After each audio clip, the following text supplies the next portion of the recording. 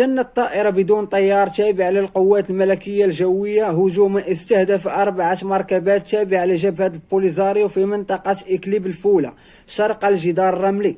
وفقا لمصادر مطلعة فإن مرتزقة البوليزاريو حاولت التخفي عبر الاستعانة بمركبات تحمل لوحات أرقام موريتانية والتنكر في أزياء مدنية قصد الاقتراب من الجدار الدفاعي المغربي دون أن يثيروا شكوك أجهزة الرصد التابعة للجيش المغربي، لكن خطتهم باءت بالفشل كالعادة.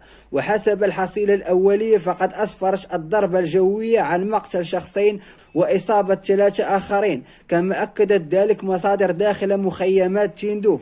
في المقابل زعمت وسائل إعلام بوليزاريو كعادتها أن الهجوم استهدف مدنيين صحراويين كانوا على متن المركبات المتجهة إلى موريتانيا، مدعية عدم وقوع أي ضحايا.